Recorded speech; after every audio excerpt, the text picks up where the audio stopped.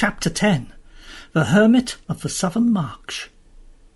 After they'd ridden for several hours down the valley, it widened out, and they could see what was ahead of them. The river which they had been following here joined a broader river, wide and turbulent, which flowed from their left to their right towards the east. Beyond this new river a delightful country rose gently in low hills, ridge beyond ridge, to the northern mountains themselves. To the right there were rocky pinnacles, one or two of them with snow clinging to the ledges. To the left, pine-clad slopes, frowning cliffs, narrow gorges, and blue peaks, which stretched away as far as the eye could reach. He could no longer make out Mount Pyre. Straight ahead the mountain range sank to a wooded saddle, which of course must be the pass from Archenland into Narnia. "Brrr! The north! The green north!" neighed Bree. And certainly the lower hills looked greener and fresher than anything that Aravis and Shasta, with their southern-bred eyes, had ever imagined. Spirits rose as they clattered down to the water's meet of the two rivers. The eastern-flowing river, which was pouring from the higher mountains at the western end of the range, was far too swift and too broken with rapids for them to think of swimming it. But after some casting about, up and down the bank, they found a place shallow enough to wade. The roar and clatter of water, the great swirl against the horses' fetlocks, the cool stirring air, and the darting dragonflies filled Shasta with a strange excitement. "Friends, we are in Archenland," said Bree proudly as he splashed and churned his way out of the northern bank. "I think the river we've just crossed is called the Winding Arrow." "I hope we're in time," murmured Hwin. Then they began going up, slowly and zigzagging a good deal, for the hills were steep. It was all open, park-like country, with no roads or houses in sight. Scattered trees, never thick enough to be a forest, but they were everywhere. Shasta, who had lived all his life in an almost treeless grassland, had never seen so many, and of so many kinds. If you had been there, you would probably have known, though he didn't, that you were seeing oaks, beeches, silver birches, rowans, and sweet chestnuts. Rabbits scurried away in every direction as they advanced, and presently they saw a whole herd of fallow deer making off among the trees. "Isn't it simply gorgeous?" said Aravis. At the first ridge, Shasta turned in the saddle and looked back. There was no sign of Tashbaan. The desert, unbroken except by the narrow green crack which they had travelled down, spread to the horizon. "Hallo! What's that?" What?" said Bree. They turned round. "That," said Shasta, pointing. "It looks like smoke. Is it a fire?" "A sandstorm, I should say," said Bree.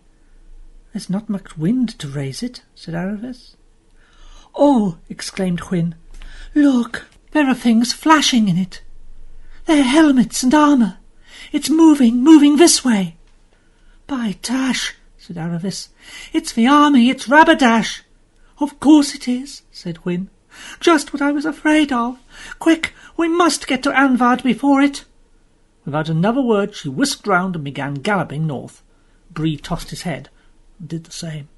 "Come on, Bree, come on!" yelled Aravis over her shoulder.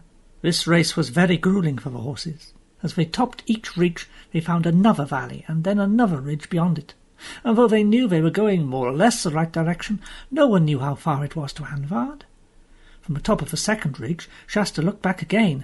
Instead of a dust cloud well out in the desert, he now saw a black moving mass, rather like ants. They were now on the far bank of the Winding Arrow.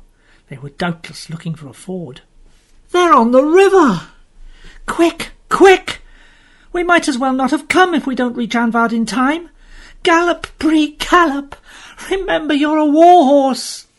It was all Shasta could do to prevent himself from shouting out similar instructions, but he thought, "The poor chap's doing all he can already," and held his tongue.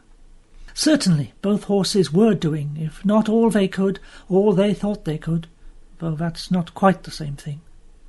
Bree had caught up with Hwin, and they thundered side by side over the turf. It didn't look as if Hwin could possibly keep it up much longer. At that moment everyone's feelings were completely altered by a sound from behind. It was not the sound they'd been expecting to hear, the noise of hooves and jingling armour, mixed perhaps with Calormian battle cries, yet Shasta knew it at once. It was the same snarling roar he heard that moonlit night when they first met Aravis and Hwin. Bree knew it too. His eyes gleamed red and his ears lay flat back on his skull. And Bree now discovered that he had not been going fast, not nearly as fast as he could, for Shasta felt the change at once. Now they were really going all out. In a few seconds they were well ahead of Hwin. "It's not fair. I did think we'd be safe from lions here," thought Shasta. He looked over his shoulder. Everything was only too clear. A huge, tawny creature, its body low to the ground, like a cat streaking along the lawn to a tree when a strange dog has got into the garden. It was behind them, and it was nearer every second, and every half-second. He looked forward again, and saw something which he did not take in, nor even think about. And then he did. The way was barred by a smooth green wall, about 10 feet high. In the middle of that wall there was a gate open, and in the middle of the gate stood a man. He was tall, dressed down to his bare feet, in a robe, coloured like autumn leaves. He was leaning on a straight staff. His beard fell almost to his knees. Shasta saw all this in a glance, and looked back again. The lion had almost got Hwin now. It was making snaps at her hind legs, and there was no hope now in her foam-flecked, wide-eyed face. "Stop, Bree! We've got to go back and help!" Bree always said afterwards that he never heard, or didn't understand this, and as he was in general a very truthful horse, we must accept his word. But Shasta slipped his feet out of the stirrups and slid both his legs one over the other, hesitated for one hideous hundredth of a second, and jumped. It hurt horribly, and nearly winded him, but before he knew how it hurt him, he was staggering back to help Arifis. He'd never done anything like it in his life. He hardly knew why he was doing it now. One of the most terrible noises in the world, a horse's scream, broke from Hwin's lips. Arifis was stooping low over her neck. She seemed to be trying to draw her sword. Now all three, Arifis, Hwin, and the lion, were almost on top of Shasta. Before they reached him, the lion rose on its hind legs, larger than you would have believed a lion could be, and it jabbed at Arifis with its right paw. Shasta could see all the terrible claws extended. Arifis screamed and reeled in the saddle. The lion was tearing her shoulders.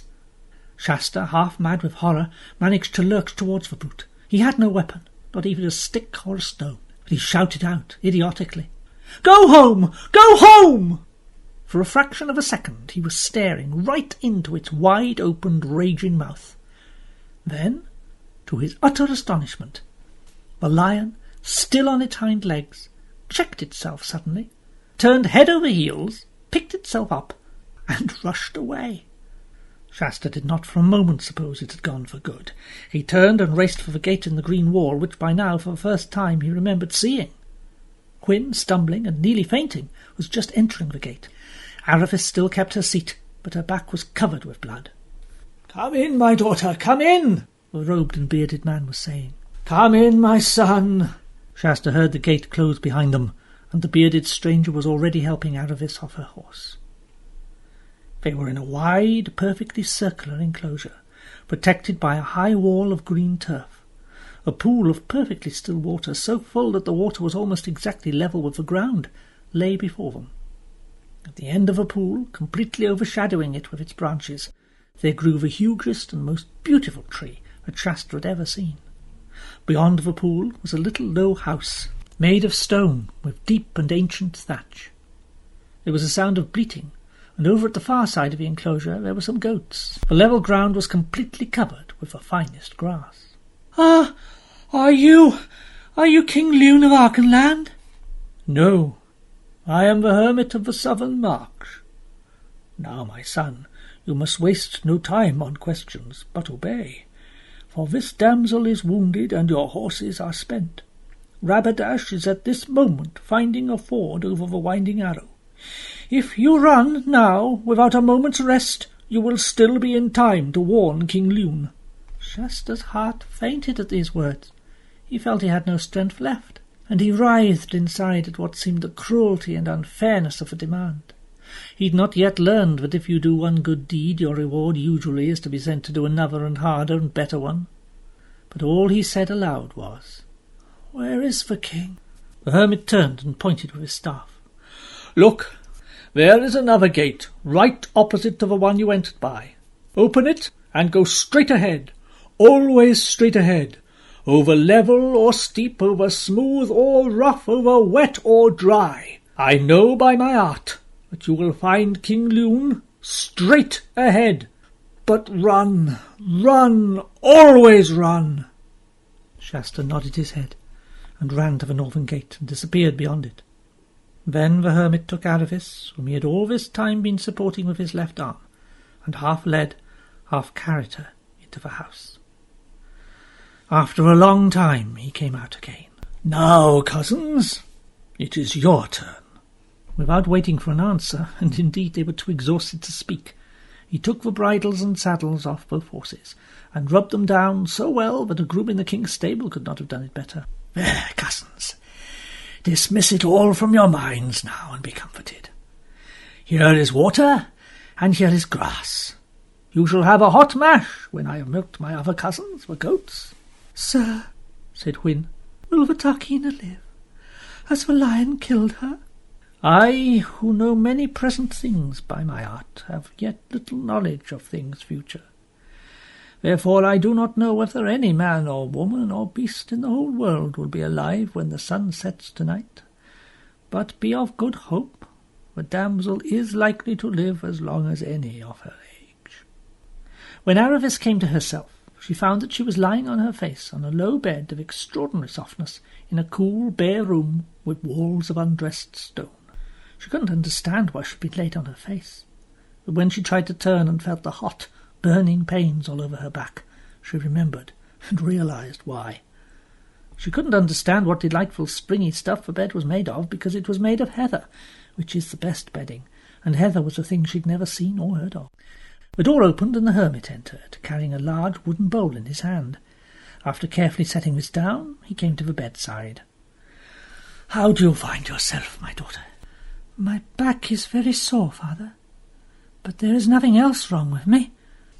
He knelt beside her, laid his hand on her forehead, and felt her pulse. "There is no fever. You will do well. Indeed, there is no reason why you should not get up tomorrow. But for now, drink this." He fetched the wooden bowl and held it to her lips. Aravis could not help making a face when she tasted it, for goat's milk is rather a shock when you are not used to it. But she was very thirsty, and she managed to drink it all, and felt better when she'd finished. "Now, daughter, you may sleep when you wish, for your wounds are washed and dressed, and though they smart, they are no more serious than if they had been the cuts of a whip. It must have been a very strange lion. Instead of catching you out of the saddle and getting its teeth into you, it only drew its claws across your back. 10 scratches. Sore, but not deep or dangerous." "I say, I have been lucky." "Ah, daughter, I have now lived 109 winters in this world, and I have never yet met any such thing as luck. There is something about all this that I do not understand. But if ever we need to know it, you may be sure we will." "And what about Rabadash and his 200 horse?" They will not pass this way, I think. They must have found a ford by now, well to the east of us. From there they will try to ride straight to Anvard." "Poor Shasta! Has he far to go? Will he get there first?" "There is good hope of it." Aravis lay down again, on her side this time. "Have I been asleep for long? It seems to be getting dark." The hermit was looking out of the only window, which faced north. "That is not the darkness of night. The clouds are rolling down from Stormness Head. Our foul weather always comes from there in these parts. There will be thick fog tonight." Next day, except for her sore back, Aravis felt so well that after breakfast, which was porridge and cream, the hermit said she could get up, and of course at once she went out to speak to the horses. The weather had changed, and the whole of the green enclosure was filled like a great green cup with sunlight. It was very peaceful, lonely, quiet. Hwin at once trotted across to Aravis and gave her a horse kiss. "But where's Bree?" said Aravis, once each had asked after the other's health and sleep. "He's over there," said Hwin, pointing with her nose to the far side of the circle. "I wish you'd come and talk to him. There's something wrong. I can't get a word out of him." They strolled across, and found Bree lying with his face towards the wall, and though he must have heard them coming, he never turned his head or spoke a word. "Good morning, Bree. How are you this morning?" Bree muttered something no one could hear. "The hermit says Shasta probably got to King Lune in time, so it looks as if our troubles were over. Narnia at last, Bree." "I shall never see Narnia." "Oh, Bree, aren't you well, dear?" Bree turned round at last, his face mournful, as only a horse's can be. "I shall go back to Calormen." "What? Back to slavery?" "Yes, for slavery is all I'm fit for. How can I show my face among the free horses of Narnia? I, who left a mare and a girl and a boy to be eaten by lions, while I galloped all I could to save my own wretched skin." "We all ran as hard as we could." "Shasta didn't. At least he ran in the right direction, ran back. That is what shames me most of all. I, who call myself a war horse, boasted of 100 fights, to be beaten by a little human boy, a child, a mere foal, who's never held a sword, nor had any good nurture or example in his life." "I know. I felt the same. Shasta was marvellous, but I'm as bad as you, Bree. I've been snubbing him and looking down at him ever since we met. Now he turns out to be the best of us all. But I think it would be better to stay and say that we are sorry than to go back to Calormen." "Oh, it's all right for you. You haven't disgraced yourself. I've lost everything." "My good horse," said the hermit, who had approached unnoticed because of his bare feet, which made so little noise on the sweet, dewy grass. "My good horse, you have lost nothing but your self-conceit. No, cousin, don't put back your ears and shake your mane at me. If you are really so humbled as you sounded a minute ago, you must learn to listen to sense. You are not quite the great horse you came to think you were, living among poor dumb horses. Of course you were braver and cleverer than them. You could hardly help but be so. It doesn't follow that you are anyone special in Narnia. But as long as you know you're nobody very special, you'll be a decent sort of horse on the whole, taking one thing with another. So now, if you and my other 4-footed cousin will come round to the kitchen door, we shall see about the other half of that mash." Chapter 11. The Unwelcome Fellow Traveller.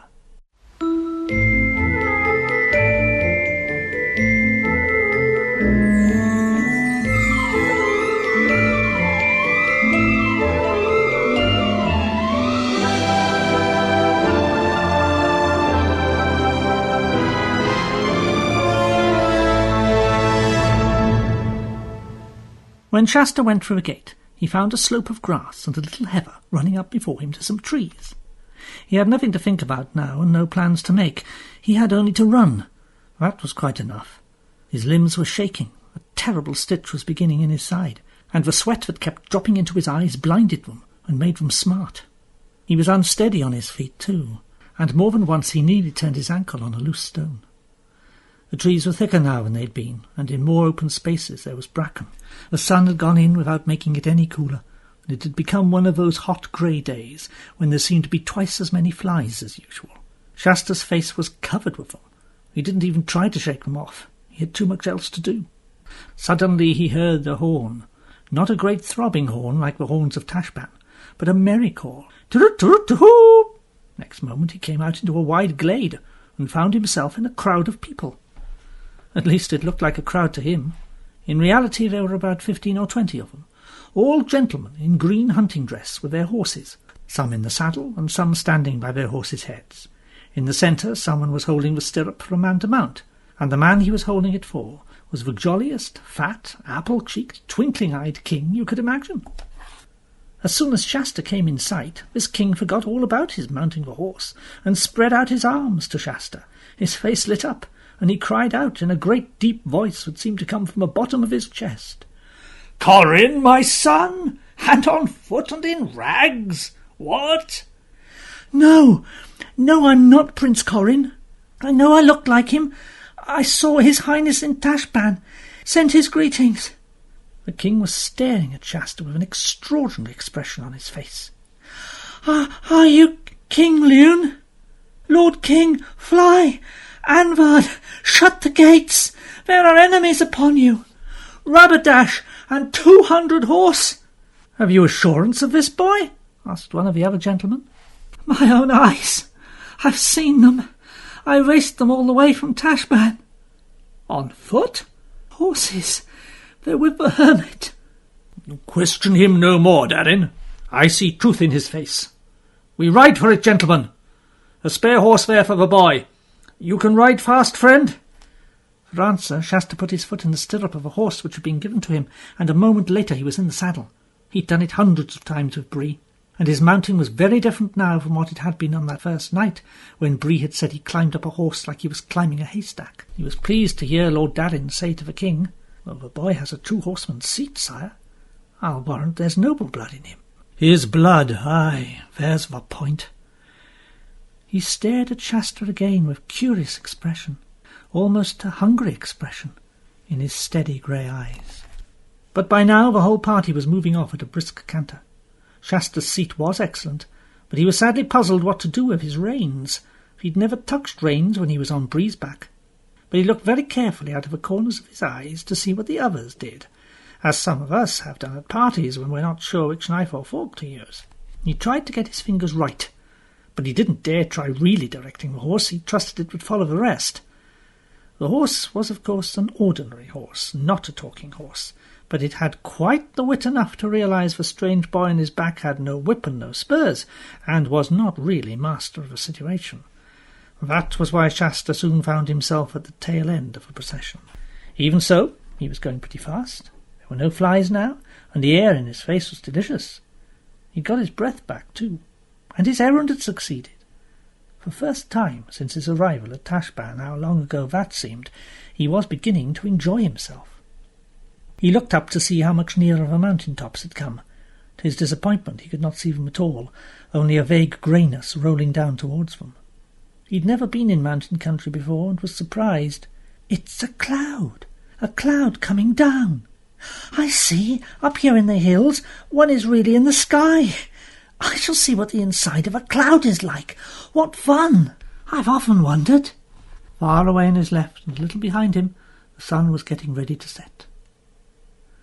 They had come to a rough kind of road by now, and were making good speed, but Shasta's horse was still the last of the lot.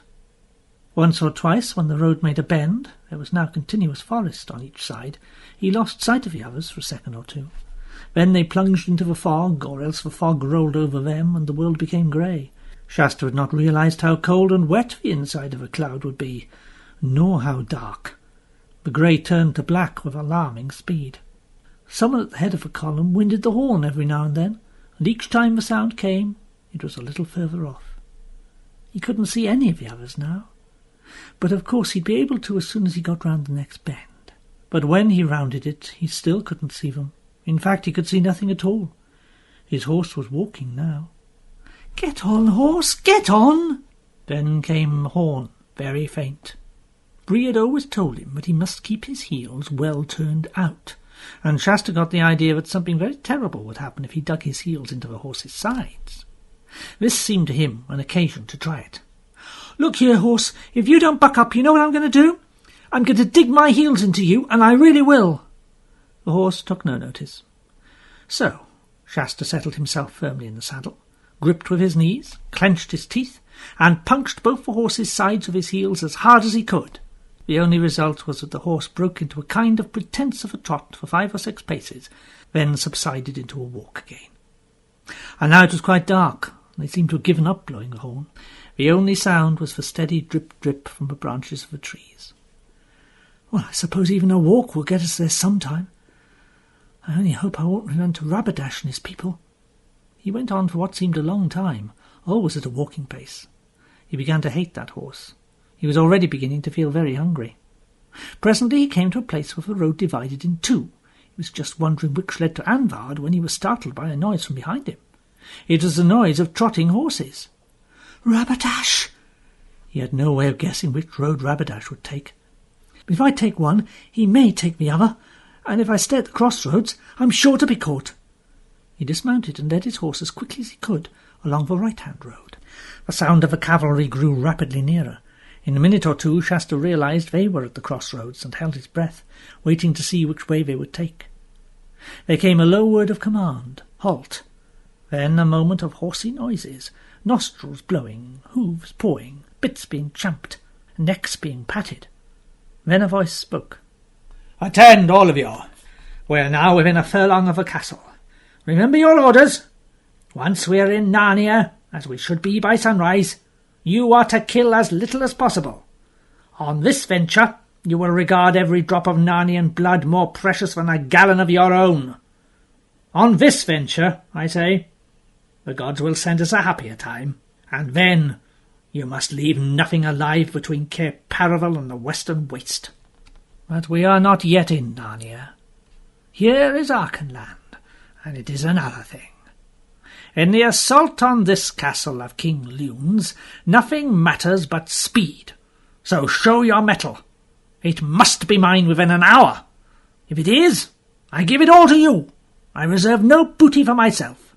Kill me every barbarian male within its walls, down to the child that was born yesterday, and everything else is yours to divide as you please. The women, the gold, the jewels, the weapons, the wine. The man that I see hanging back when we come to those gates shall be burned alive. In the name of Tash, the irresistible, the inexorable. Forward!" With a great cloppety-clop, the column began to move. Shasta breathed again. They'd taken the other road. Shasta thought they took a long time going past, for though he'd been talking and thinking about 200 horses all day, he'd not realized quite how many that really was. But at last the sound died away, and once more he was alone amid the drip-drip from the trees. He now knew the way to Andvard, but of course he could not now go there. That would only mean running into the arms of Rabadash's troopers. What on earth am I to do? But he remounted his horse and continued along the road he'd chosen, in the faint hope of finding some cottage where he might ask for shelter and a meal. He had thought, of course, of going back to Aravis and Bree and Hwyn at the Hermitage, but he couldn't, because by now he had not the least idea of that direction. After all, this road's bound to go somewhere. But, of course, that all depends on what you mean by somewhere. The road kept on getting to somewhere, in the sense that it got to more and more trees, all dark and dripping, and to colder and colder air.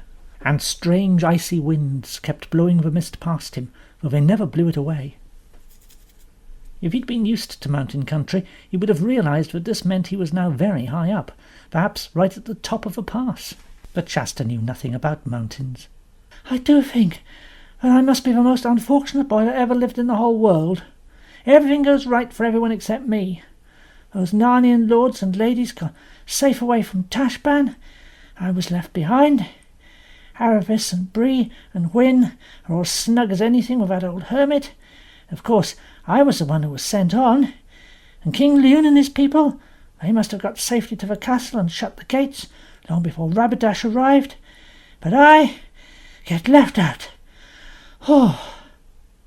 And being very tired and having nothing inside him, he felt so sorry for himself that tears rolled down his cheeks. What put a stop to all this was a sudden fright. Shasta discovered that someone or somebody was walking beside him. It was pitch dark, he could see nothing, and the thing, or person, was going so quietly that he could hardly hear footfalls. What he could hear was breathing. His invisible companion seemed to breathe on a very large scale, and Shasta got the impression that it was a very large creature. And he'd come to notice this breathing so gradually that he'd really no idea how long it had been there. It was a terrible shock. It darted into his mind that he'd heard long ago that there were giants in these northern countries. He bit his lip in terror, but now that he really had something to cry about, he stopped crying. The thing, unless it was a person, went on beside him, so very quietly that Shasta began to hope he'd only imagined it. But just as he was becoming quite sure of it, there suddenly came a deep, rich sigh out of the darkness. That could not be imagination. Anyway, he felt the hot breath of that sigh on his chilly left hand. If his horse had been any good, or if he'd known how to get any good out of a horse, he would have risked everything on a breakaway and a wild gallop. But he knew he couldn't make that horse gallop. So he went on at a walking pace, and the unseen companion walked and breathed beside him. At last he could bear it no longer. "Who are you?" "One who has waited long for you to speak." The voice was not loud, but very large and deep. Are you a giant?" "You might call me a giant, but I am not like the creatures you call giants." "I can't see you at all." Then an even more terrible idea came into his head. You're not something dead, are you? Oh, please go away. What harm have I done you? I'm the unluckiest person in the whole world." Once more he felt the warm breath of the thing on his hand and face. "There, that is not the breath of a ghost. Tell me your sorrows." Shasta was a little reassured by the breath, so he told how he'd never known his real father or mother, and had been brought up sternly by the fishermen. And then he told the story of his escape, and how they were chased by lions and forced to swim for their lives, and of all their dangers in Tashbaan, and about the night among the tombs, and how the beasts had howled at him out of the desert. He told of the heat and the thirst of their desert journey, how they were almost at their goal when another lion chased them and wounded Aravis, and also how very long it was since he'd had anything to eat. "I do not call you unfortunate." "Don't you think it was bad luck to meet so many lions?" "There was only one lion." "What do you mean? I've just told you. There were at least 2 the first night, and there was only one. But he was swift of foot." "How do you know?" "I was the lion." "Huh?"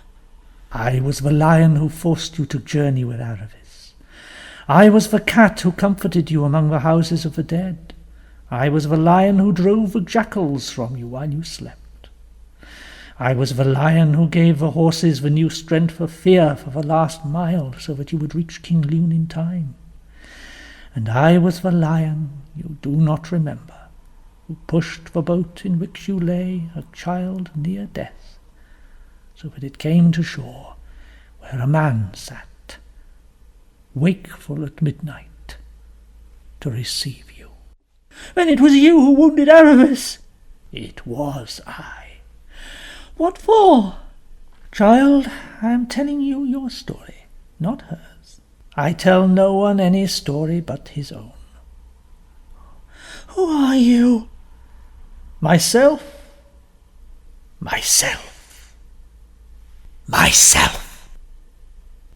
The last was so low he could hardly hear it, and yet it seemed to come from all round you, as if the leaves rustled with it.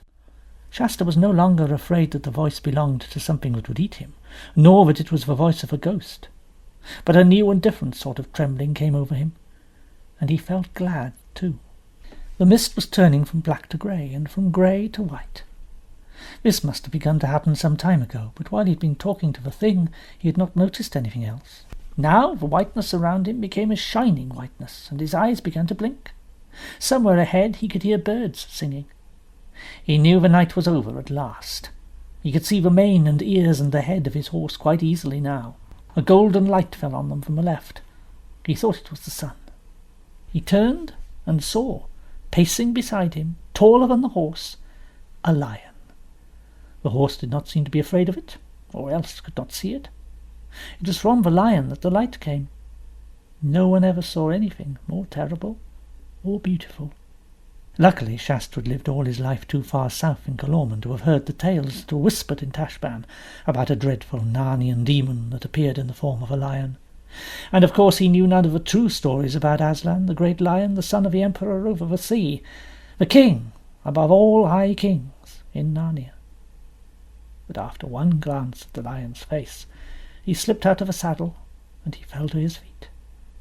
He couldn't say anything, but he didn't want to say anything, and he knew he needn't say anything. The High King above all kings stooped towards him. Its mane, and some strange and solemn perfume that hung about the mane, was all round him. It touched his forehead with its tongue. He lifted his face, and their eyes met. Then instantly the pale brightness of a mist and the fiery brightness of a lion rolled themselves together into a swirling glory and gathered themselves up and disappeared. He was alone with the horse on a grassy hillside under a blue sky, and the birds were singing.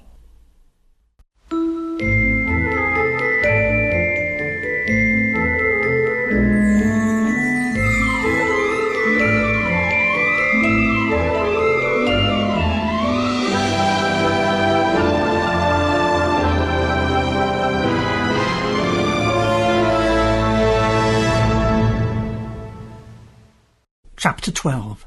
Shasta in Narnia. Was it all a dream, wondered Shasta? But it couldn't have been a dream, for there in the grass before him he saw the deep, large print of the lion's front paw. It took one's breath away to think of a weight that could make a footprint like that. But there was something more remarkable than the size about it. As he looked at it, water had already filled the bottom of it. Soon it was full to the brim, and then overflowing, and a little stream was running downhill. Past him, over the grass. Shasta stooped and drank, a very long drink, and then dipped his face in it and splashed his head. It was extremely cold and clear as glass. It refreshed him very much. After that he stood up, shaking the water out of his ears and flinging the wet hair back from his forehead. He began to take stock of his surroundings. Apparently it was still very early morning. The sun had only just risen, and it had risen out of the forests which he saw low down and far away on his right. The country which he was looking at was absolutely new to him. It was a green valley land, dotted with trees, through which he caught the gleam of a river that wound away roughly to the northwest. On the far side of the valley there were high and even rocky hills, but they were lower than the mountains he had seen yesterday. Then he began to guess where he was. He turned and looked behind him, and saw that the slope on which he was standing belonged to a range of far higher mountains. "I see. Those are the big mountains between Archenland and Narnia. I was on the other side yesterday, and I must have come through that pass in the night. What luck I hit it! Oh, of course it wasn't luck, was it? It was him. Well, now I'm in Narnia." He turned and unsaddled his horse and took off its bridle. "Though you are a perfectly horrid horse," it took no notice of this remark, immediately began eating grass. The horse had a very low opinion of Shasta. "I wish I could eat grass. Oh, it's no good going back to Anvard. It'll be besieged. I'd better go lower down the valley, see if there's anything to eat there." So he went on downhill. The thick dew was cruelly cold to his bare feet, until he came into a wood. There was a kind of track running through it, and he had not followed this for many minutes before he heard a thick and rather wheezy voice saying to him, "Good morning, neighbour." Shasta looked round eagerly to find the speaker, and presently saw a small, prickly person with a dark face who had just come out from among the trees. At least, it was small for a person, but it was very big indeed for a hedgehog, which is what it was. "Good morning. I'm not a neighbour. I'm a stranger in these parts." "Ah?" said the hedgehog inquiringly. "I've come over the mountains from Archenland, you know." "Ah, Archenland. That's a terribly long way. I've never been there myself." "And I think perhaps someone ought to be told there's an army of savage Calormans attacking Anvard at this very moment." "You don't say so." "Well, think of that. And they do say that Calormen is hundreds and thousands of miles away, right at the world's end, across a great sea of sand." "Well, it's not nearly as far as you think, and oughtn't something to be done about the attack on Anvard? Oughtn't your High King to be told?" "Certain, sure, something ought to be done about it. But, you see, I'm just on my way to bed for a good day's sleep. Hello, neighbour!" The last words were addressed to an immense biscuit-coloured rabbit, whose head had just popped up from somewhere beside the path. The hedgehog immediately told the rabbit what he'd just learned from Shasta. The rabbit agreed. This was very remarkable news, and somebody ought to tell someone about it with a view to doing something. And so it went on. Every few minutes they were joined by other creatures, some from branches overhead and some from little underground houses at their feet, till the party consisted of 5 rabbits, a squirrel, 2 magpies, a goat-foot fawn, and a mouse, who all talked at the same time, and all agreed with the hedgehog. For the truth was that in that golden age, with the witch gone and Peter High King, the smaller woodland people of Narnia were so safe and happy they were getting a little careless. Presently, however, two more practical people arrived in the little wood. One was a red dwarf, whose name appeared to be Duffel, and the other was a stag, a beautiful lordly creature with wide liquid eyes, dappled flanks, and legs so thin and graceful they looked as if you could break them with your 2 fingers. "Lion alive!" roared the dwarf as soon as he'd heard the news. "If that's so, why are you all standing about chattering? Enemies at Anvard! News must be sent to Cair Paravel at once. The army must be called out. Narnia must go to the aid of King Leon." "Ah," said the hedgehog, "but you won't find the High King at the Cair. He's away to the north, trouncing those giants." "Oh, talking of giants, do you know, neighbours, that puts me in mind—" "Who'll take the message? Anyone here got more speed than me?" "I've got speed," said the stag. "What is my message? How many Calormians?" 200 under Prince Rapidash, and—" But the stag was already away, all 4 legs off the ground at once. In a moment its white stern had disappeared among the remoter trees. "Wonder where he's going," said a rabbit. "He won't find the king at Cair Paravel, you know." "He'll find Queen Lucy," said Duffel. Hello? What's wrong with the human? It looks pretty green. I think it's going to faint. Hey, perhaps it's mortal hungry. When did you last have a meal, youngster?" "Yesterday morning." "Come on, then, come on." The dwarf threw his thick little arms round Shasta's waist to support him. "Why, neighbours, we ought to be ashamed of ourselves. Come on, lad, way. You come with me, lad. Breakfast. It's better than talking." With a great deal of bustle, muttering reproaches to itself, the dwarf half led and half supported Shasta at a great speed further into the wood and a little downhill. It was a longer walk than Shasta wanted at that moment. His legs began to feel very shaky before they came out from the trees onto a bare hillside. There they found a little house of a smoking chimney and an open door, and as they came to the doorway, Duffel called out, "Hey, brothers! A visitor for breakfast!" Immediately, mixed with a sizzling sound, there came to Shasta a simply delightful smell. It was one he'd never smelled in his life before, but I hope you have. It was, in fact, the smell of bacon and eggs, and mushrooms, all frying in a pan. "Mind your head, lad," said Duffel a moment too late, for Shasta had already bashed his forehead against the low lintel of the door. "Now, sit you down. Oh, the table's a bit low for you. Oh, but the stool's low too, so that's all right. Ah, now, here's porridge and a jug of cream. And here's a spoon." By the time Shasta had finished the porridge, the dwarf's 2 brothers, Rogin and Bricklethumb, were putting a dish of bacon and eggs and mushrooms, and the coffee-pot, and the hot milk, and the toast on the table. It was all new and wonderful to Shasta, for Calormian food is quite different. He didn't know what the slices of brown stuff were. He'd not seen toast before. He didn't know what the yellow soft thing they smeared on the toast was, because in Calormian you nearly always get oil instead of butter. And the house itself was quite different from the dark, frowsty, fish-smelling hut of Arshish, and from the pillared and carpeted halls in the palaces of Tashbaan. The roof was very low, and everything was made of wood. There was a cuckoo clock, and a red and white checked tablecloth, and a bowl of wild flowers, and little white curtains on the thick-paned windows. It was also rather troublesome having to use dwarf cups and plates and knives and forks. This meant helpings were very small. But then there were a great many helpings. So Shasta's plate or cup was being filled every moment, and every moment the dwarfs themselves were saying, "Butter, please. Another cup of coffee. I'd like a few more mushrooms. What about frying another egg or so?" And when at last they'd all eaten as much as they possibly could, the 3 dwarfs drew lots for who would do the washing up.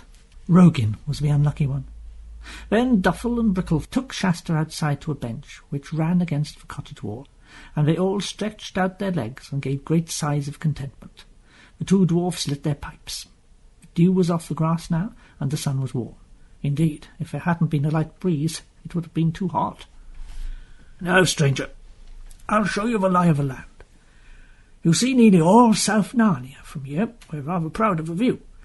Right away on your left, beyond those near hills, you can just see the Western Mountains. And that round hill away on your right, that is called the Hill of the Stone Table. Just beyond, But at that moment he was interrupted by a snore from Shasta. What with that night's journey and his excellent breakfast, he had gone to sleep. The kindly dwarfs, as soon as they noticed, began making signs to each other not to wake him.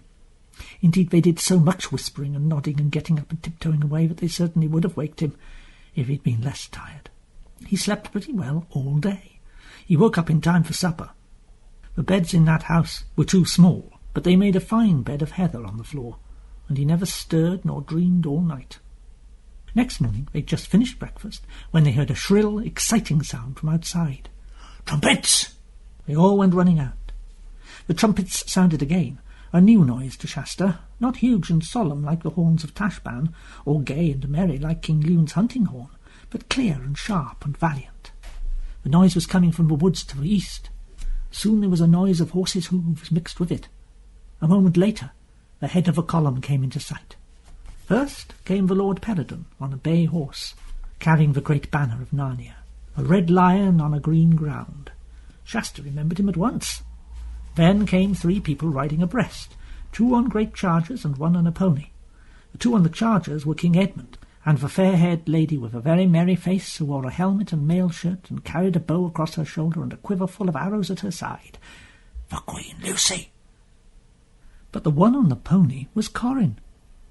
After that came the main body of the army, men on ordinary horses, men on talking horses who didn't mind being ridden on proper occasions, as when Narnia went to war, centaurs, stern, hard-bitten bears, great talking dogs, and last of all 6 giants, for there are good giants in Narnia. But though he knew they were on the right side, Shasta at first could hardly bear to look at them. There are some things that take a lot of getting used to. Just as the king and queen reached the cottage, and the dwarves began making low bows to them, King Edmund called out, "Now, friends, time for a halt and a morsel." And at once there was a great bustle of people dismounting, and haversacks being opened, and conversations beginning, when Corin came running up to Shasta and seized both his hands. You are here! You got through all right! I'm so glad! Now we shall have some sport. Isn't it luck? We only got into harbour at Cape Paravel yesterday morning, and the very first person who met us was Shelvey the Stag with all this news of an attack on Anvard. Don't you think who is your highness's friend? Said King Edmund, who'd just got off his horse. Don't you see, sire? It's my double, the boy you mistook for me at Tashban. Why, so he is your double, exclaimed Queen Lucy, as like as 2 twins. Oh, that is a marvellous thing. Please, your majesty, I wasn't a traitor, really I wasn't. I couldn't help hearing your plans. I'd never have dreamed of telling them to your enemies. I know that, boy. But if you would not be taken for one, another time try not to hear what's meant for others' ears. But all's well. There was such bustle and talk coming and going, and Shasta for a few minutes lost sight of Corin and Edmund and Lucy. But Corin was the sort of boy whom one is sure to hear pretty soon, and it wasn't very long before Shasta heard King Edmund say, "By the lion's mane, Prince, it's too much. Will your highness never be better? You are more of a heart's gold than our whole army together. I'd as lief a regiment of hornets than you in my command." Shasta wormed his way through the crowd, and there saw Edmund looking very angry.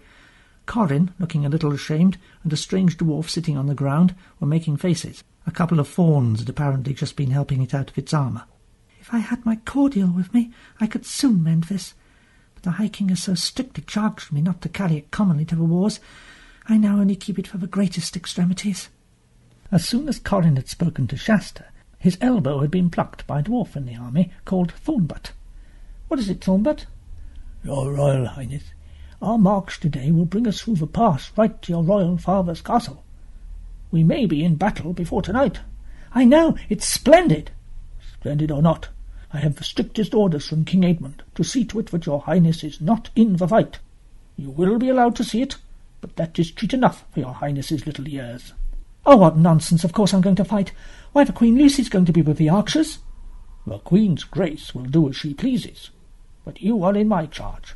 Either I must have your solemn and princely word that you will keep your pony besides mine, not half a neck ahead, till I give your highness leave to depart, or else it is his majesty's word.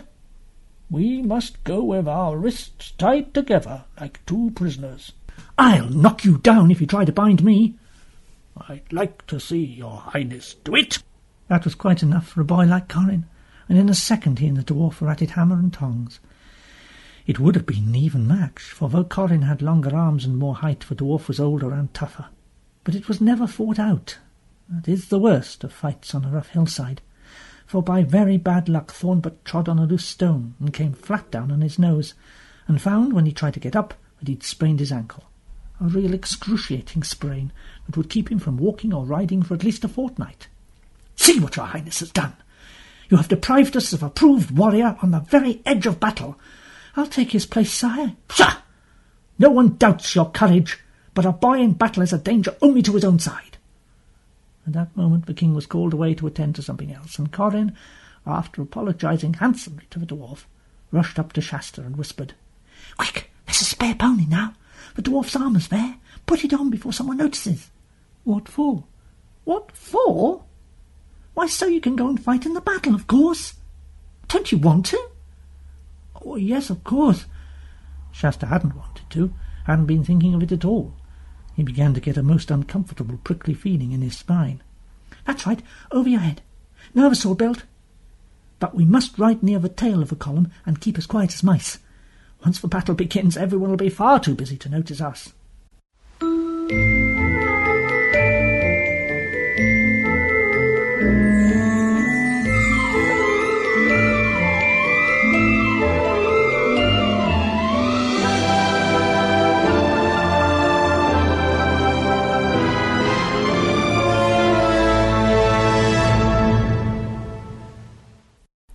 Chapter 13.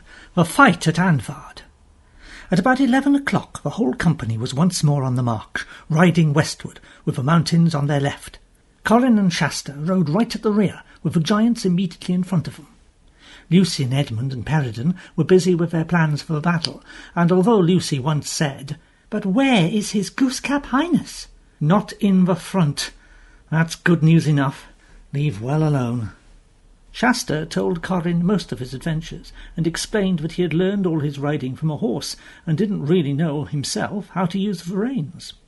Corin instructed him in this, besides telling him all about their secret sailing from Tashbaan. "And where is the Queen Susan?" "She's at Cape Araval. She's not like Lucy, you know, who's as good as a man, or at any rate as good as a boy. Queen Susan is more like an ordinary grown-up lady. She doesn't ride to wars, though she's an excellent archer." The hillside path which they were following became narrower all the time, and the drop on their right hand became steeper. At last they were going single file along the edge of a precipice, and Shasta shuddered to think that he'd done the same last night without knowing it. "But of course I was quite safe. That's why the lion kept on my left. He was between me and the edge all the time." Then the path went left and south away from the cliff, and there were thick woods on both sides. They went steeply up it and into the pass.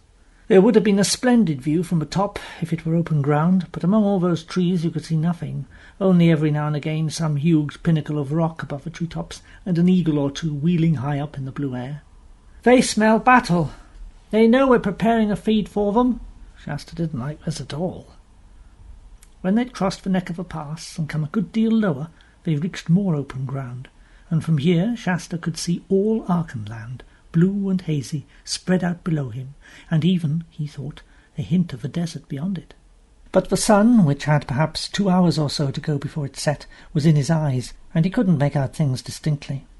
Here the army halted and spread out in a line. There was a great deal of rearranging. A whole detachment of very dangerous-looking talking beasts whom Shasta had not noticed before, and who were mostly of a cat kind, leopards, panthers, and the like, went padding and growling to take up positions on the left. The giants were ordered to take to the right. Before going, they all took off something they'd been carrying on their backs and sat down for a moment. Shasta saw what they'd been carrying, and were now putting on, were pairs of boots, horrid, heavy, spiked boots, which came up to their knees. Then they sloped their huge clubs over their shoulders and marched to their battle position. The archers, with Queen Lucy, fell to the rear, and you could first see them bending over their bows, and then hear the twang-twang as they tested the strings. And wherever you looked you could see people tightening girths, putting on helmets, drawing swords, and throwing cloaks to the ground. There was hardly any talking now. It was very solemn and very dreadful. "I'm in for it now. I really am in for it now," thought Shasta. Then there came noises far ahead, the sound of many men shouting, and a steady thud, thud, thud. "Battering ram," whispered Corin. "They're battering the gate." Even Corin looked quite serious now. "Why doesn't King Edmund get on? I can't stand this waiting about. It's chilly too." Shasta nodded, hoping he didn't look as frightened as he felt. The trumpet at last. On the move now trotting, the banner streaming out in the wind. They had topped a low ridge now, and below them the whole scene suddenly opened out. A little many-towered castle with its gate towards them. No moat, unfortunately, but of course the gates shut and the portcullis down. On the walls they could see, like white dots, the faces of the defenders. Down below, about 50 of the Calormans. They were dismounted and steadily swinging a great tree trunk against the gate. But at once the scene changed. The main bulk of Rabadash's men had been on foot ready to assault the gate, but now he saw the Narnians sweeping down from the ridge.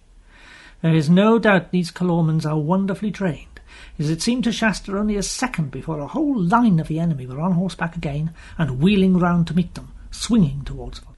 And now a gallop. The ground between the two armies grew less every moment. Faster, faster. All swords out now, all shields up to the nose, all prayers said, all teeth clenched. Shasta was dreadfully frightened. But it suddenly came into his head. If you funk this, you'll funk every battle all your life. It's now or never. But when at last the two lines met, he had really very little idea what happened. There was a frightful confusion and an appalling noise. His sword was knocked clean out of his hand pretty soon, and he'd got the reins tangled somehow. Then he found himself slipping. Then a spear came straight towards him, and he ducked to avoid it and rolled right off his horse. He bashed his left knuckles terribly against someone else's armour, and then... but it is no use trying to describe the battle from Shasta's point of view. He understood too little of the fight in general, even his own part in it. The best way I can tell you what really happened is to take you some miles away, to where the hermit of the Southern March sat gazing into the smooth pool beneath the spreading tree, with Bree and Hwyn and Aravis beside him. For it was in this pool the hermit looked when he wanted to know what was going on in the world outside the green walls of his hermitage. There, as in a mirror, he could see at certain times what was going on in the streets or cities far farther south than Tashban, or what ships were putting into Redhaven in the remote Seven Isles, or what robbers or wild beasts stirred in the great western forests between Lantern Waste and Telmar. And all this day he had hardly left his pool, even to eat or drink, for he knew that great events were on foot in Archenland. Aravis and the horses gazed into it too. They could see it was a magic pool. Instead of reflecting the tree and the sky, it revealed cloudy and coloured shapes moving, always moving in its depths. They could see nothing clearly. The hermit could, and from time to time he told them what he saw. A little while before Shasta strode into his first battle, the hermit had begun speaking like this. "I see 1, 2, 3 eagles wheeling in the gap by Stormner's Head. One is the oldest of all the eagles. Well, he would not be out unless battle was at hand. I see him wheel to and fro, peering down sometimes at Anvarden, sometimes to the east, behind Stormness. I see now what Rabadash and his men have been doing all day. They have felled and lopped a great tree. They are now coming out of the woods, carrying it as a ram. They have learned something from the failure of last night's assault. He would have been wiser if he had set his men to making ladders, but that takes longer, and he is impatient. Fool that he is. He ought to have ridden back to Tashban as soon as the first attack failed, for the whole plan depended on speed and surprise. Now they are bringing their ram into position. King Lune's men are shooting hard from the walls. 5 Calormines have fallen, but not many will. They have their shields above their heads. Rabadash is giving orders now. With him are his most trusted lords, fierce Tarkans from the eastern provinces. I can see their faces. That is Corradin of Castle Tormund, and Azru, and Klamash, and Ilgarmuth of the Twisted Lip. And that is a tall Tarkan with a crimson beard. By the mane, that's my old master, Anradin. Shh, said Aravis. Now the ram has started. If I could hear as well as see, what a noise there would be. Stroke after stroke. No gate can withstand it forever. Ah, but wait, something up by Stormness has scared the birds. They're coming out in masses. Wait again, I can't see yet. Ah, yes, now, the whole ridge up on the east is black with horsemen. Oh, if only the wind would catch that standard and spread it out. They're over the ridge now, wherever they are. I've seen the banner now. It is Narnia, Narnia, the Red Lion. They're in full career down the hill now. I can see King Edmund. There's a woman behind among the archers. Oh, what is it? Asked Quinn breathlessly. All his cats are dashing out from the left of the line. Cats? Said Aravis. Great cats, leopards and such. I see, yes. The cats are coming round in a circle to get to the horses of the dismounted men. Oh, that's a good stroke. The Calormene horses are mad with terror already. Now the cats are among them. But Rabadash has reformed his line. He's got 100 men in the saddle, and they're riding to meet the Falanians. There's only 100 yards between the two lines now. Only 50. I can see King Edmund, and I can see Lord Peredon. There are 2 mere children in the Narnian line. What can the king be thinking about to let them into battle? Only 10 yards. The lines have met. The giants on the Narnian side are doing wonders. Oh, but one is down. Shot through the eye, I suppose. The centre is all in a muddle. I can see more on the left. There are those 2 boys again. Lion alive! One is Prince Corin. The other, like him, has 2 peas. It's your little Shasta. Corin is fighting like a man. He's killed a Calormene. I can see a bit of the centre now. Rabadash and Edmund almost met then, but the press separated them. What about Shasta? Said Aravis. Oh, the fool! Poor, brave little fool! He knows nothing about this work. He's making no use of his shield at all. His whole side's exposed. Oh, and he hasn't the faintest idea what to do with his sword. He's remembered it now. He's waving it wildly about. Oh, he nearly cut his own pony's head off. Oh, he will in a minute if he's not careful. It's been knocked out of his hand now. It's mere murder sending a child into that battle. He can't live 5 minutes. Oh, duck, you fool! He's down. Killed? Asked 3 voices breathlessly. How can I tell? The cats have done their work. All the riderless horses are dead or escaped. No retreat for the Calormenes on them. Now the cats are turning back into the main battle. They're leaping on the ram's men. The ram is down. Good, good. And the gates are opening from the inside. There's going to be a sortie. The first 3 are out. King Lune in the middle. The brothers Dar and Darin on each side of him. Behind them are Tran and Shar and Cole and his brother Colin. There are 10, 20, nearly 30 of them out now. Oh, the Calormene line is being forced back upon them. King Edmund is dealing marvellous strokes. He's just slashed Calarin's head off. Lots of Calormenes have thrown down their arms and running for the woods. Those that remain are hard-pressed. The giants are closing in on the right and the cats on the left. King Lune has the rear. The Calormenes are a little knot now, fighting back to back. Your Tarkhan's gone down, Bree. Lune and Azru are fighting hand to hand. The king looks like he's winning now. Yes, the king is keeping it up well. He has won. The king has won. Azru is down. King Edmund is down. He's up again. He is at it with Rabadash. They're fighting in the very gate of the castle. Several Calormenes have surrendered. Darin has killed Iglamuth. I cannot see what's happened to Rabadash. I think he's dead. He's leaning against the castle wall. I don't know. Shlamash and King Edmund are fighting. The battle is over everywhere else. Shlamash has surrendered. The battle is over. The Calormenes are utterly defeated. When Shasta fell off his horse, he gave himself up for lost. But horses, even in battle, tread on human beings very much less than you would suppose. After a very horrible 10 minutes or so, Shasta realized suddenly that there were no longer any horses stamping about in the immediate neighbourhood, and that the noise, for there were still a good many noises going on, was no longer that of a battle. He sat up and stared about him. Even he, little as he knew of battles, could soon see that the Archenlanders and Narnians had won.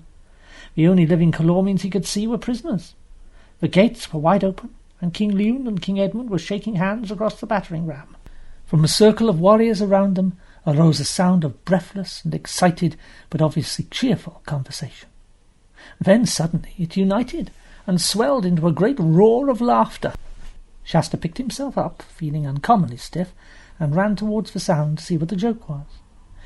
A very curious sight met his eyes. The unfortunate Rabadash appeared to be suspended from the castle walls. His feet were about 2 feet from the ground. They were kicking wildly. His chain shirt was somehow hitched up, so that it was horribly tight under the arms, and came halfway over his face. In fact, he looked just like a man looks if you catch him in the very act of getting into a stiff shirt that is a little too small.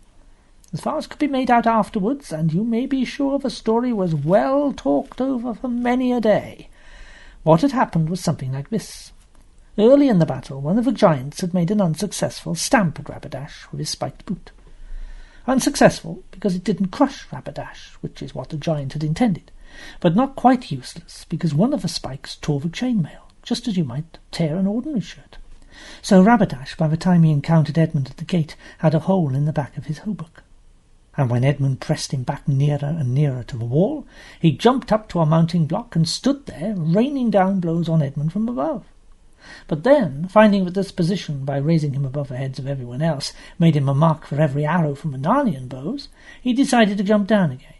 And he meant to look and sound, no doubt for a moment he did look and sound, very grand and very dreadful as he jumped, crying, "The bolt of Tash falls from above!" But he had to jump sideways, because the crowd in front of him left no landing place in that direction.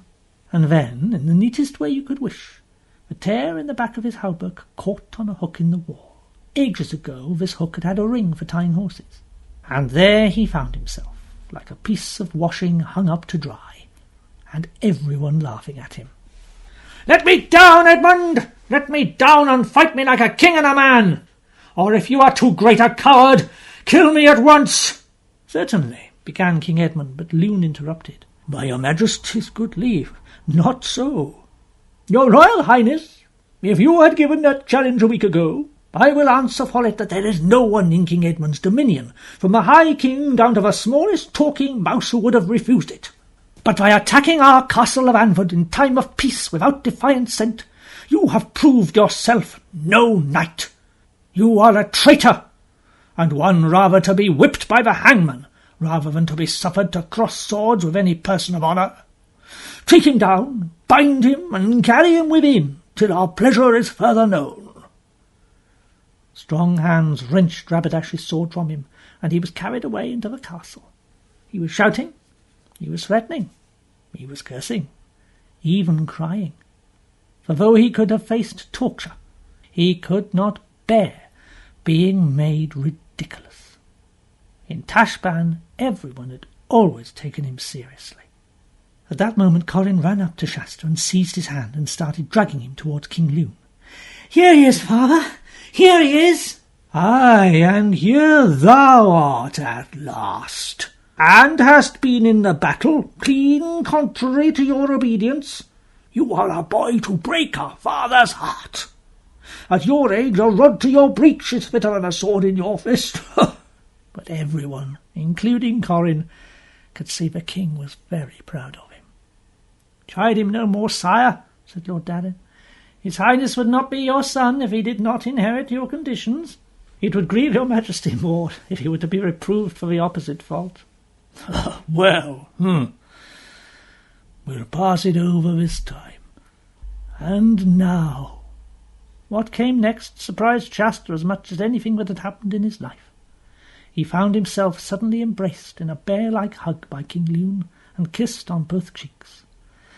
Then the king set him down again and said, "Stand here together, boys. Let all the court see you. Hold up your heads. Now, gentlemen, look on them both. Has any man any doubts?" Still, Shasta could not understand why everyone stared at him, and at Corin, nor what all the cheering was about.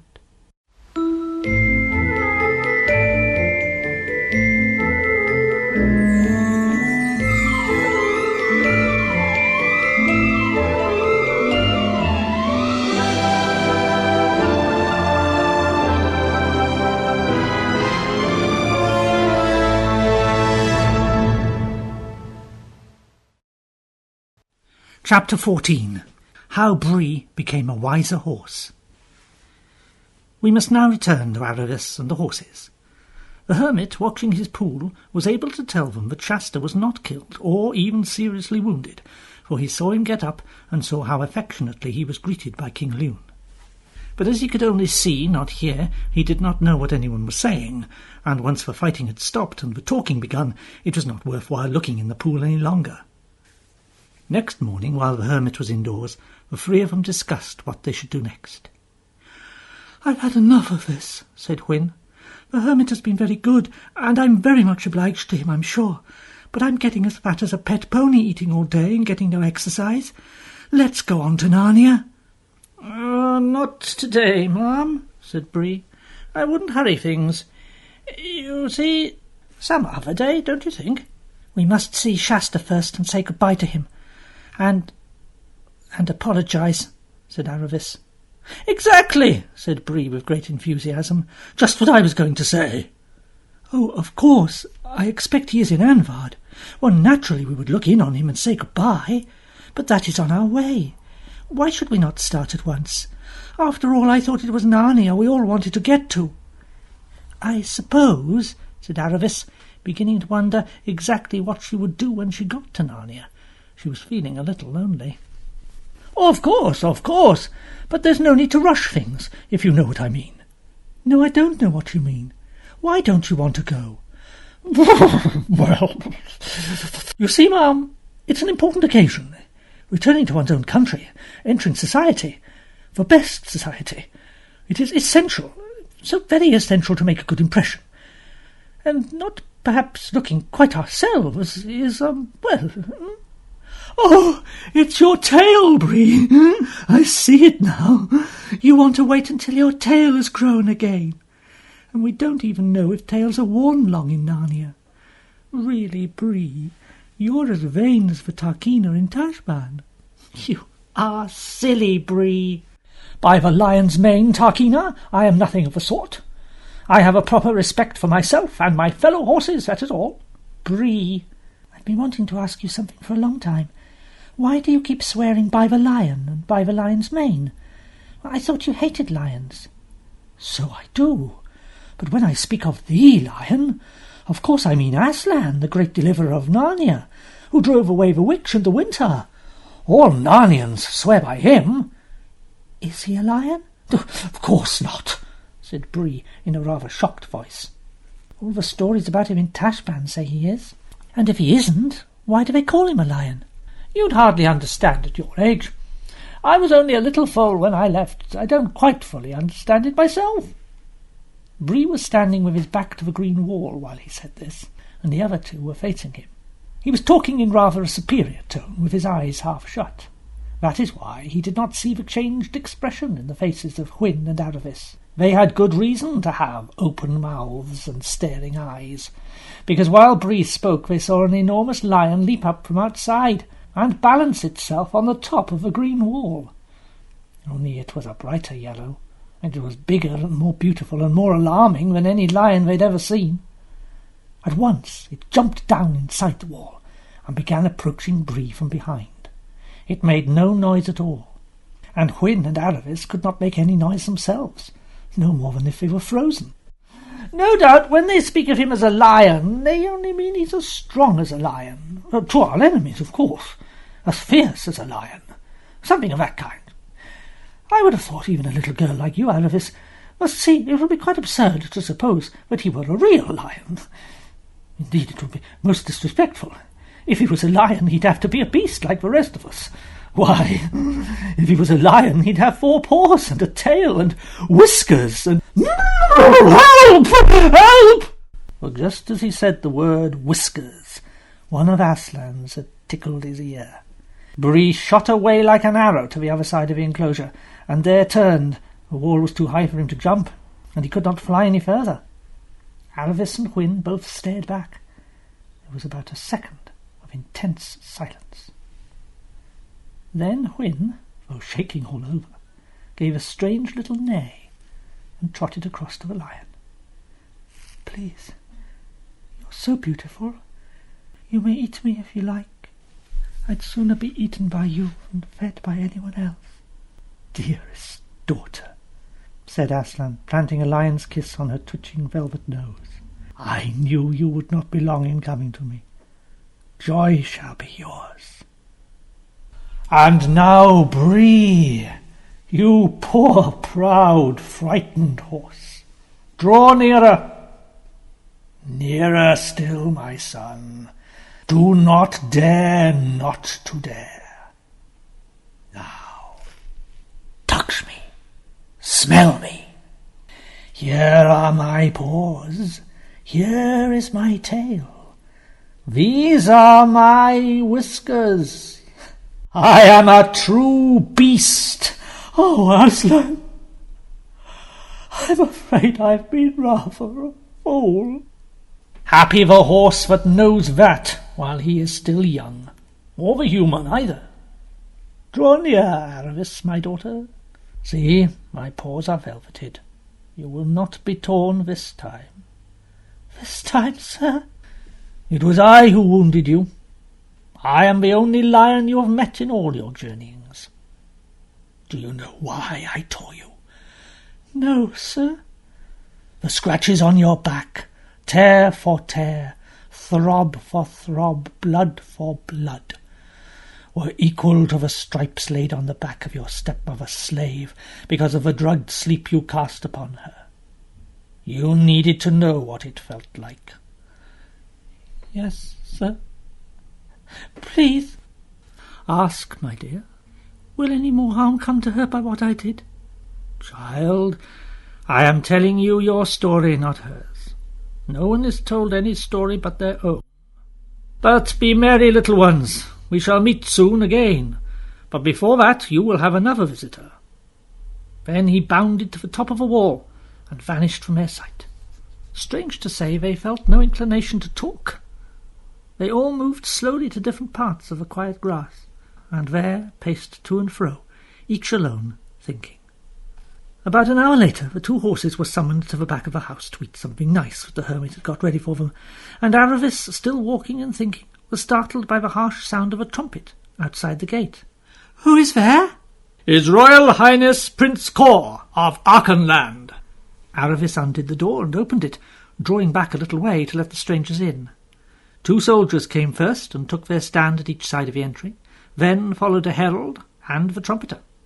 "His Royal Highness Prince Cor of Archenland desires an audience of the Lady Aravis." The trumpeters drew aside and bowed, and the soldiers saluted, and the prince himself came in. All attendants withdrew and closed the gate behind them. The prince bowed, a very clumsy bow for a prince it was. Aravis curtsied in the Calormene style, which is not at all like ours. She did it very well, because of course she'd been taught how. Then she looked up, and saw what sort of person this prince was. She saw a mere boy. He was bareheaded, his fair hair was encircled with a very thin band of gold, hardly thicker than a wire. His upper tunic was of white cambric, as fine as a handkerchief, so that the bright red tunic beneath it showed through. His left hand, which rested on his enamelled sword-hilt, was bandaged. "It's Shasta!" Shasta all at once turned very red and began speaking quickly. "Look here, Aravis, I do hope you won't think I'm just got up like this for a trumpeter and everything, just to try and impress you, to make out that I'm something different, or any rot of that sort. I'd far rather have come in my old clothes, but they burnt them, and my father said—" "Your father?" "Apparently King Lune is my father. I might have guessed it, I suppose, Corin and I being so like. We're twins, you see. Oh, my name isn't Shasta, it's Cor. Cor is a nicer name than Shasta." "Brothers' names run like that in Archenland," said Shasta, or Prince Cor, as we must now call him. "Like Dar and Darlin, Cole and Colin, that sort of thing." Cor. Oh, shut up. There's something I've got to say to you. I'm sorry I've been such a pig, but I did change before I knew you were a prince. Honestly, I did, when you went back and faced that lion. It wasn't going to kill you at all, that lion, I know." Then both suddenly were solemn for a moment, as each saw what the other knew about Aslan. Suddenly she remembered Cor's bandaged hand. "I say, I forgot you've been in a battle. Is that a wound?" "It's a mere scratch. said Cor, using for the first time a rather lordly tone. Then he burst out laughing. If you want to know the truth, it's not a wound at all. I just took some skin off my knuckles, like any clumsy fool would do, without even going near a battle. Still, you were in the battle. It must have been wonderful. It wasn't like I imagined. But Cor, you haven't told me anything about King Leum and how he found out who you are. Well, let's sit down. It's rather a long story. Oh, by the way, Father's an absolute brick. I'd be just as pleased, well, very nearly, at finding he's my father even if he wasn't a king. Even though education and all sorts of horrible things are going to happen to me. Anyway, you want the story. Well, Corin and I were twins.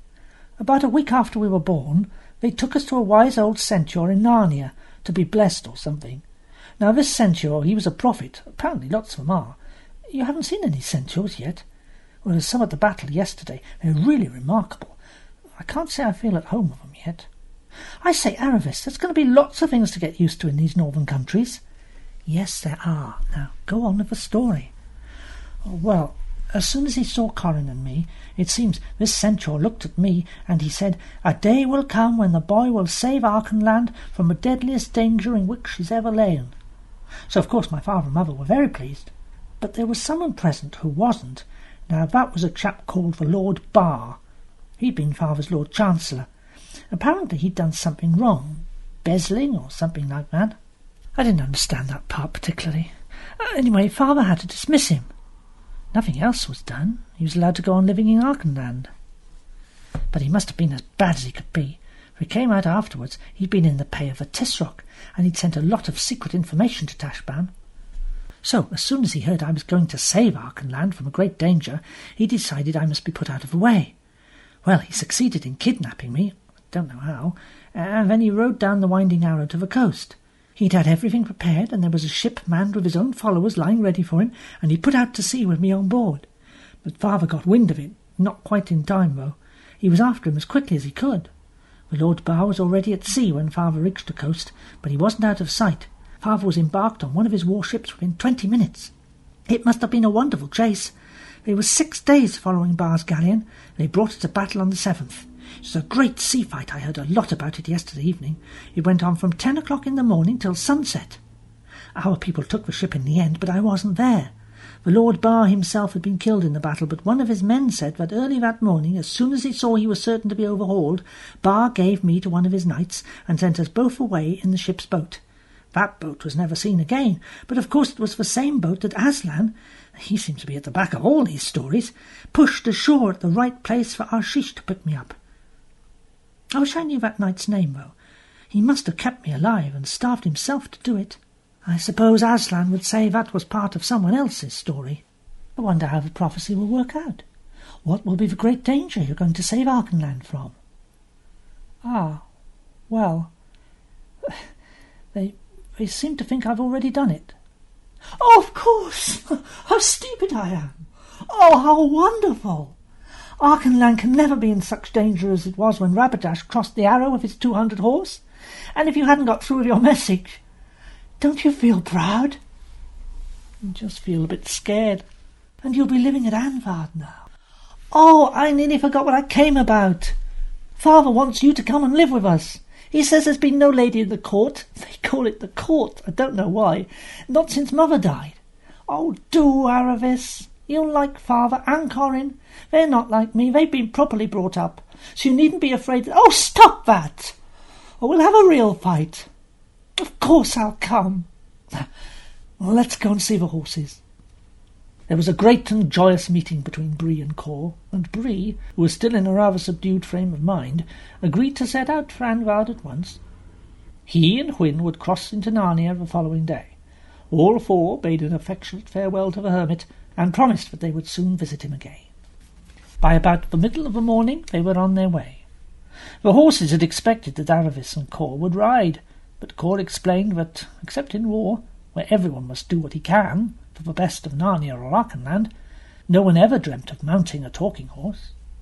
This reminded poor Bree again of how little he knew about Narnian customs, and what dreadful mistakes he might make. So, while Hwin strolled along in a happy dream, Bree got more nervous and more self-conscious with every step. "Buck up, Bree. It's far worse for me than you. You aren't going to be educated. I should be learning reading and writing and heraldry and dancing and history and music, while you'll be galloping and rolling on the hills of Narnia to your heart's content." "But that's the point. Do talking horses roll? Supposing they don't? I can't bear to give it up. What do you think, Hwin?" "I am going to roll anyway, and I don't suppose any of them will care 2 lumps of sugar whether you do or not." "Are we near the castle?" "It's round the next bend." "Well, I'm going to have a good roll now. It may be the last I have. Wait a minute." It was 5 minutes before he rose again, blowing hard and covered with bits of bracken. "Oh, now I'm ready. Lead on, Prince Kor. Narnia and the North." But he looked more like a horse going to a funeral than a long-lost captive returning to home and freedom.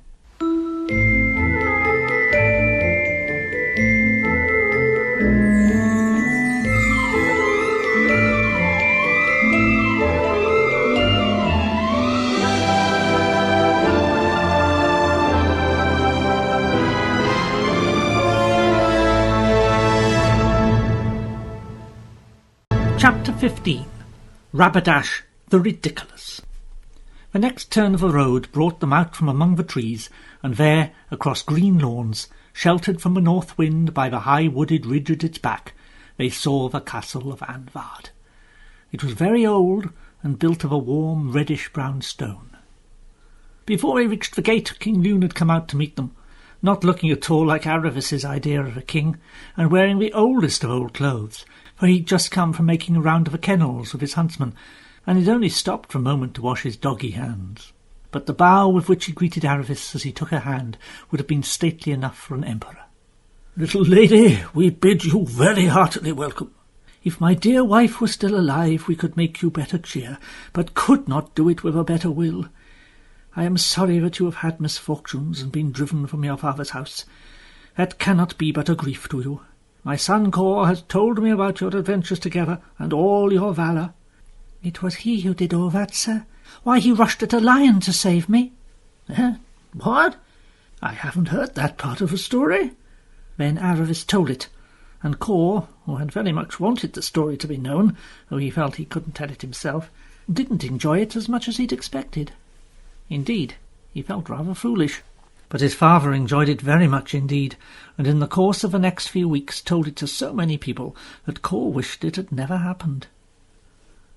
Then the king turned to Hwin and Bree, and was just as polite to them as to Aravis, and asked them a lot of questions about their families and where they had lived in Narnia before they had been captured.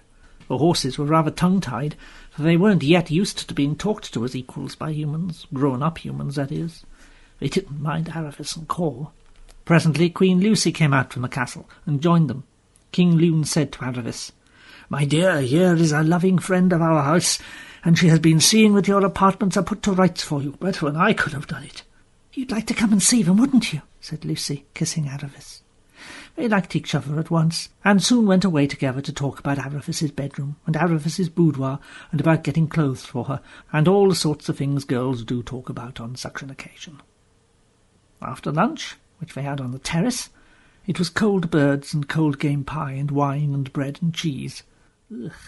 King Lune ruffled up his brow and heaved a sigh.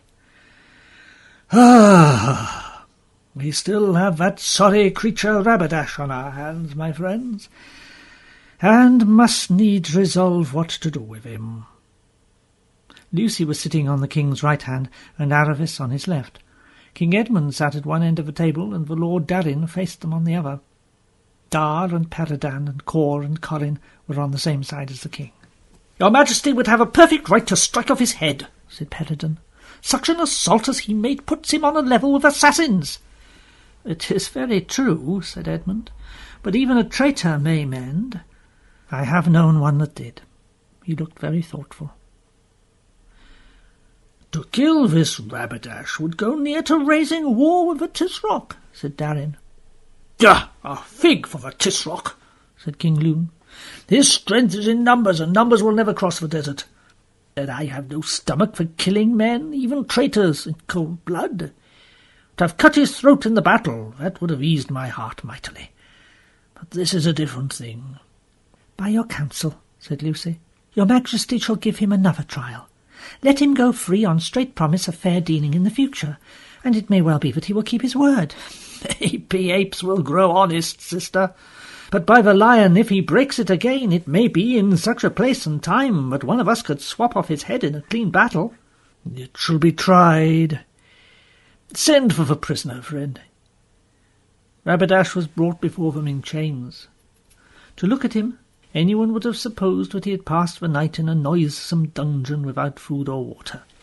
But in reality he had been shut up in quite a comfortable room, and provided with an excellent supper. But as he was sulking far too furiously to touch for supper, and had spent the whole night stomping and roaring and cursing, he naturally did not now look his best. "Your Royal Highness needs not to be told that by the law of nations, as well as by all reasons of prudent policy, we have as good right to your head as ever one mortal man had against another. Nevertheless, in consideration of your youth and ill nurture, devoid of all gentleness and courtesy, which you have doubtless had in the land of slaves and tyrants, we are disposed to set you free, unharmed, on these conditions. First, that—" "Curse you for a barbarian dog! Do you think I'll even listen to your conditions? Ha! You talk very largely of nurture and I know not what, but it's easy to do that to a man in chains. Take off these vile bonds and give me a sword, and let any of you who dares debate with me then." Nearly all the lords sprang to their feet, and Corin shouted, "Father, can I box him, please?" "Peace, your Majesties, my lords. Have we no more gravity among us than to be so chafed by the taunt of a pageant? Sit down, Corin, or shalt leave the table. I ask your Highness again to hear our conditions." "I hear no conditions from barbarians and sorcerers. Not one of you dare touch a hair of my head. Every insult you have heaped on me shall be paid with oceans of Narnian and Archenlandish blood. Terrible shall the vengeance of the Tisroc be, even now. But kill me, and the burnings and torturings in these northern lands shall become a tale to frighten the world 1,000 years hence. Beware! Beware! Beware! The bolt of Tash falls from above!" "Does it ever get caught on a hook halfway?" said Corin. "Shame, Corin," said the king. "Never taunt a man save when he is stronger than you. Then, as you please." "Oh, you foolish Rabadash," sighed Lucy. Next moment, Cor wondered why everyone at the table had risen and was standing perfectly still. Of course he did the same himself. Then he saw the reason. Aslan was among them, though no one had seen him come. Rabadash stared at the immense shape of a lion as it paced softly in between him and his accusers. "Rabadash, take heed. Your doom is very near, but you may still avoid it. Forget your pride, what have you to be proud of, and your anger, who has done you wrong, and accept the mercy of these good kings." Then Rabadash rolled his eyes and spread out his mouth into a horrible, long, mirthless grin like a shark, and he waggled his ears up and down. Anyone can learn how to do that if they take the trouble. He had always found it very effective in Calormen. The bravest had trembled when he made these faces, and ordinary people had fallen to the floor, and sensitive people had often fainted. But what Rabadash hadn't realized is that it is very easy to frighten people who know you can have them boiled alive the moment you give the word, and the grimaces did not look at all alarming in Archenland. Indeed, Lucy only thought Rabadash was going to be sick. "Demon! Demon! Demon! I know you! You are the foul fiend of Narnia! You are the enemy of the gods! Well, learn who I am, horrible phantasm! I am descended from Tash, the inexorable, the irresistible. The curse of Tash is upon you. Lightning in the shape of scorpions shall be rained on you, and the mountains of Narnia shall be ground into dust. Have a care, Rabadash.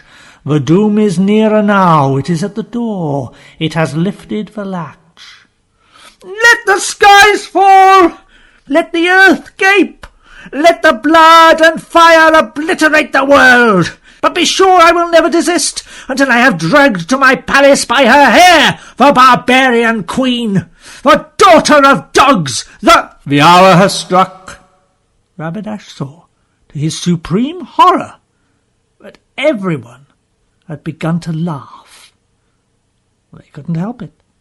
Rabadash had been wagging his ears all the time, and as soon as Aslan said the hour has struck, the ears began to change.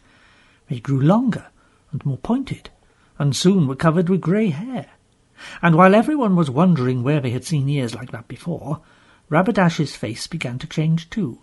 It grew longer and thicker at the top, and larger-eyed, and the nose sank back into the face, or else the face swelled out and it became all nose, and there was hair all over it. And his arms grew longer and came down in front of him, till his hands were resting on the ground. Only they weren't hands now, they were hoofs, and he was standing on all fours, and his clothes had disappeared. And everyone laughed louder and louder because they couldn't help it, for now what had been Rabadash was simply and unmistakably a donkey. The terrible thing was that his human speech lasted just a moment longer than his human shape, so that when he realized the change that was coming over him, he screamed out, "No, not a donkey! Mercy! If I were even a horse! Even a horse! Even a... And so the words died away into a donkey's bray. Now hear me, Rabadash. Justice shall be mixed with mercy. You shall not always be an ass. At this, of course, the donkey twitched his ears forward. That was so funny everyone laughed all the more. They tried not to, but they tried in vain. You have appealed to Tash, so in the temple of Tash you shall be healed. You must stand before the altar of Tash in Tashbaan at the great autumn feast this year, and there, in the sight of all Tashbaan, your ass's shape will fall from you, and all men will know you for Prince Rabadash. But as long as you live, if ever you go more than 10 miles away from the great temple in Tashbaan, you shall instantly become again as you are now, and from that second change there will be no return." There was a short silence. Then they all stirred and looked at one another, as if they were waking from sleep. Aslan was gone, but there was a brightness in the air and on the grass, and a joy in their hearts which assured them that it had not been a dream. Anyway, there was the donkey in front of them. King Lune was the kindest-hearted of men, and on seeing his enemy in this regrettable condition, he forgot all his anger. "Your Royal Highness, I am most truly sorry things have come to this extremity. Your Highness will bear witness it was none of our doing, and of course we shall be delighted to provide your Highness with shipping back to Tashbaan for the treatment which Aslan prescribed. You shall have every comfort which your Highness's situation allows, the best of the cattle boats, the freshest carrots and thistles." But a deafening bray from a donkey and a well-aimed kick at one of the guards made it clear that these kindly offers were ungratefully received. And here, to get him out of the way, I'd better finish off the story of Rabadash. He, or it, was duly sent back by boat to Tashbaan and brought into the temple of Tash at the great autumn festival. And then he became a man again. But of course 4,000 or 5,000 people had seen it. The affair could not possibly be hushed up. And after the old Tisroc's death, when Rabadash became Tisroc in his place, he turned out the most peaceable Tisroc Calormen had ever known. This was because, not daring to go more than 10 miles from Tashbaan, he could never go to war himself, and he did not want his Tarkans to win fame in the wars at his expense, for that is the way Tisrocs get overthrown. But though his reasons were selfish, it made things much more comfortable for all the smaller countries round Calormen. His own people never forgot that he had been a donkey. During his reign, and to his face, he was called Rabadash the Peacemaker. But after his death, and behind his back, he was called Rabadash the Ridiculous. and if you look him up in a good history of Calormen, try the local library, you will find him under that name. And to this day, in Calormen schools, if you do anything unusually stupid, you're very likely to be called a second Rabadash. Meanwhile, at Anvard, everyone was very glad that he'd been disposed of before the real fun began, which was a grand feast held that evening on the lawn before the castle, with dozens of lanterns to help the moonlight. And the wine flowed, and tales were told, and jokes were cracked. And then silence was made, and the king's poet, with 2 fiddlers, stepped out into the middle of the circle. Arivas and Kor prepared themselves to be bored, for the only poetry they knew was the Calormen kind, and you know what that is like. But at the very first scrape of the fiddles, a rocket seemed to go off inside their heads, and the poets sang the great old lay of fair Alvin, and how he fought the giant Pyre, and turned him into stone, and that is the origin of Mount Pyre. It was a 2-headed giant. He won the Lady Liln for his bride, and when it was over, they wished it was going to begin again. And although Bree couldn't sing, he told the story of the fight at Zalandre. And Lucy told again, they'd all except Arivas and Kor heard it many times, but they wanted it again, the tale of the wardrobe. And presently, as was certain to happen sooner or later, King Lune said it was time for the young people to be in bed.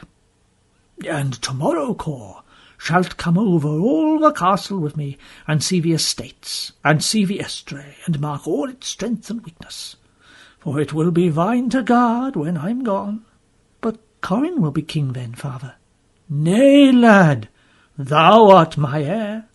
The crown comes to thee." "But I don't want it. I'd far rather." "'Tis no question what thou wantest, Kor, nor I either. 'Tis in course of law." But if we're twins, we must be the same age." "One must come first. Art Corin's elder by a full 20 minutes. And his better too, let's hope, though that's no great mastery." He looked at Corin with a twinkle in his eyes. "But, father, couldn't you make whichever you like the next king?" "No. The king is under the law, for it is the law that makes him king. Hast no more power to start away from thy crown than any sentry from his post." "Oh dear, I don't want it at all. Corin, I'm most dreadfully sorry. I never dreamed my turning up was going to chisel you out of your kingdom." "Hooray! Hooray! I shan't have to be king! I shan't have to be king! I'll always be a prince. It's princes have all the fun." "Aye, and that's truer than thy brother knows, Kor. For this is what it means to be a king, to be first in every desperate attack, and last in every desperate retreat. And when there's hunger in the land, as must be now and then in bad years, to wear finer clothes and laugh louder over a scantier meal than any man in your land." When the 2 boys were going upstairs to bed, Kor again asked Corin if nothing could be done about it, and Corin said, "If you say another word about it, I'll knock you down." It would be nice to end the story by saying that after that the 2 brothers never disagreed about anything again, but I'm afraid it would not be true. In reality they quarrelled and fought just about as often as any other 2 boys would, and all their fights ended, if they didn't begin, with Kor getting knocked down. For though, when they had both grown up and become swordsmen, Kor was the more dangerous man in battle, no one in the North Countries could ever equal Corin as a boxer. That was how he got his name of Corin Thunderfist, and how he performed his great exploit against the lapsed bear of Stormness, which was really a talking bear but had gone back to wild bear habits. Corin climbed up to its lair on the Narnian side of Stormness one winter day when the snow was on the hills, and boxed it without a timekeeper for 33 rounds. And at the end it couldn't see out of its eyes, and it became a reformed character. Arivas also had many quarrels, and, I'm afraid, even fights with Kor, but they always made it up again, so that years later, when they were grown up, they were so used to quarrelling and making it up again that they got married, so as to go on doing it more conveniently.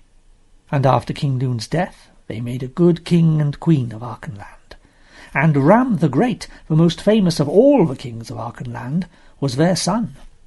Bree and Hwyn lived happily to a great age in Narnia, and both got married, but not to one another. And there weren't many months in which one or both of them didn't come trotting over the pass to visit their friends at Anvard.